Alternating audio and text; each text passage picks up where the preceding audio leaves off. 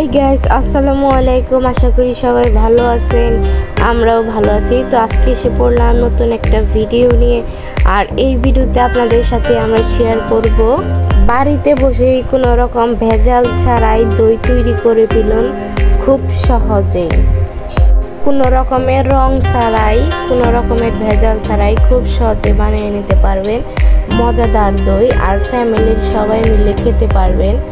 যেহেতু আমরা কোনো রকমের রং ব্যবহার করব না, তো আমরা এখানে চিনি দিয়ে একটা ক্যারামেল তৈরি করে নেব। আধা কেজি পরিমাণ চিনি নিয়েছি ক্যারামেল বানানোর জন্য, আর 1 কাপ পরিমাণ পানি। এখানে কিন্তু আমরা বড় একটা পাতিল নিয়ে নিছি, যেহেতু আমরা 16 কেজি দুধের দই পাতবো। তো দেখতেছেন ক্যারামেলের কালারটা কিন্তু আস্তে আস্তে ঘন হয়ে আসতেছে, খুব সুন্দর একটা কালার চলে আসবে। আমরা এখানে কোনো রকমের রং ব্যবহার করব না, এভাবে কিন্তু আপনারা খুব সহজে বানিয়ে নিতে পারবেন। এরপর গাইস আমরা পাতিলে দুধ দিয়ে দিব, আর দুধটাকে কিন্তু ছেঁকে দিতে হবে। আমরা সবগুলো দুধ ছেঁকে দিয়েছি। তো এখানে ছাঁকনি ধরার জন্য আমার আপু সাহায্য করতেছে, আর আমার আম্মু দুধ ডালতেছে। এই গরমের মধ্যে ফ্রিজে যদি ঠান্ডা ঠান্ডা দই হয় তাহলে তো কোনো কথাই নেই, অনেক ভালো লাগবে। তো গাইস এরপর এখানে আমরা কোনো পানি দিই নাই, শুধু দুধটাকে একটা লাঠি দিয়ে মেপে নিতে হবে। তো আমরা একটা সুমলি নিয়েছি মাপার জন্য। এই মাপটা কিন্তু গাইস ঠিক করে রাখতে হবে, তাহলে এই দইটা কিন্তু ভালো হবে। এটা হলো 16 কেজি দুধের মাপ। এটা কিন্তু আমরা এখনো পানি দেইনি, পানি দেওয়ার আগেকার দুধের মাপ। আর এখন আমরা দুধের সাথে পানি মিশিয়ে দেব। 4 কেজি পরিমাণ পানি দিয়েছি আমরা 16 কেজি দুধের মধ্যে।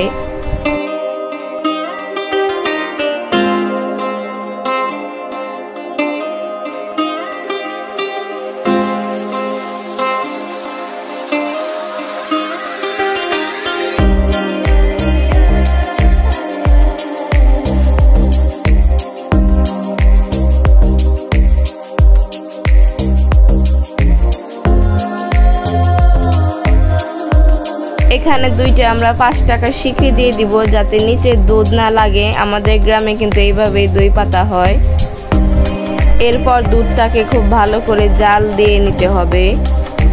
তো গাইস দেখেন কালারটা কত সুন্দর হয়েছে। আমরা কিন্তু এখানে কোনো রকমের রং ব্যবহার করিনি। দুধটা যত জাল দেওয়া হবে তত কালারটা ভালো হবে।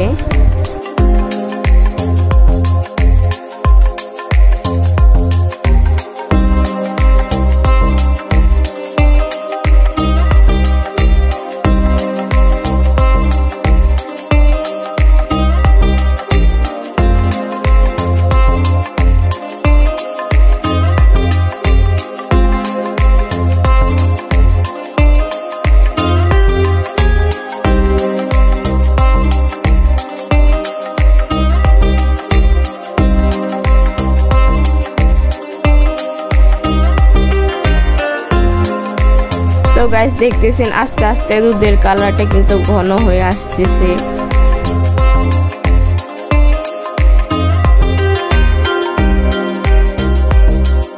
তো গাইস আপনারা দেখতেছেন দুধের কালারটা কিন্তু এর মধ্যে অনেক গাঢ় আর অনেক সুন্দর হয়ে আসছে।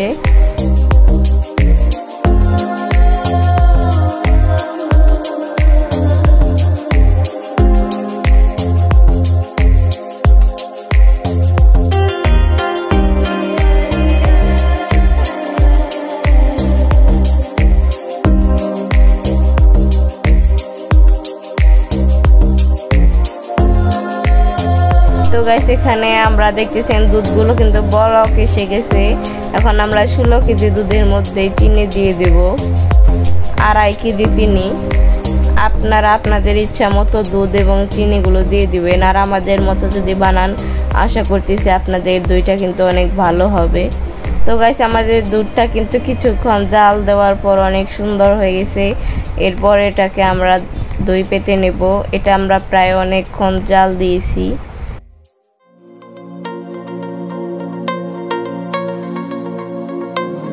এখানে মামার আম্মু দইয়ের পাতিলটা নিয়ে আসতেছে। দেখতেছেন কতটা ঘন হয়েছে, আর অনেক সুন্দর রং চলে আসছে দইয়ের।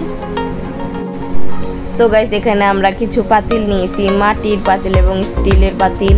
তো আপনাদের সাথে আজকে দুটোটাই শেয়ার করবো যে কীভাবে স্টিলের পাতিলে দই পাতে। আমরা কিন্তু দইয়ের পাতিলের নিচে একটা করে বিড়া পাকিয়ে দিয়েছি। এখানে কিন্তু আপনারা চাইলে খেরও দিতে পারেন, কিন্তু আমরা জামা কাপড় দিয়ে একটা বিড়া পাকিয়ে নিয়েছি।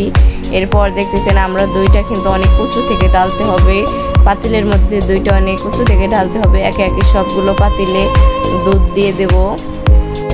তো গাইস ফুল ভিডিওটা যদি না দেখেন তাহলে কিন্তু কিছুই বুঝতে পারবেন না, আপনাদেরকে ফুল ভিডিওটা দেখতে হবে, তাহলেই সব কিছু বুঝতে পারবেন আর ভালো করে দুধগুলো তৈরি করে ভালো পারফেক্ট দই তৈরি করতে পারবেন।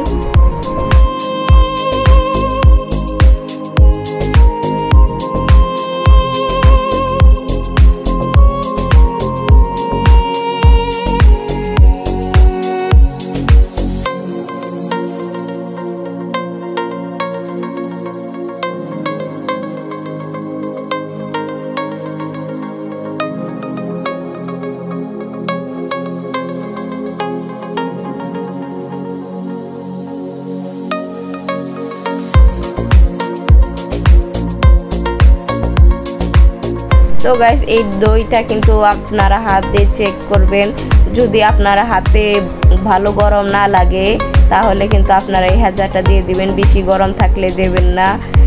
যখন দেখবেন হালকা ঠান্ডা হয়ে আসছে তখন এই হেজাটা দিয়ে দিতে হবে। তো গাইস এখানে আমরা দইটাকে হেজা দিয়ে দিব, প্রায় আমরা 1 চামচ করে সবগুলো দইয়ের মধ্যে দই দিয়ে দিয়েছি।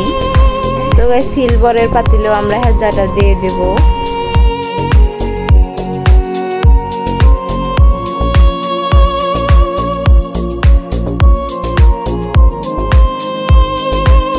তো গাইস এখানে আমরা কিছু প্লেট নিয়ে নিয়েছি, আর এই প্লেট দিয়ে সবগুলো পাতিলের মুখ ঢেকে দেব একে একে। পাতিলের মুখটা কিন্তু খোলা রাখা যাবে না, ভালো করে ঢেকে দিতে হবে। আপনারা যদি আমাদের মতো পারফেক্ট করে দই বানান তাহলে আমি বলছি আপনাদেরকে আর দোকানে যেতে হবে না, আপনারা বাসায় এরকম সুন্দর দই তৈরি করে নিতে পারবেন। তো গাইস আমাদের মতো যদি পারফেক্ট দইগুলো তৈরি করতে চান তাহলে আমাদের ভিডিওগুলো ভালো করে দেখতে হবে আপনাদেরকে।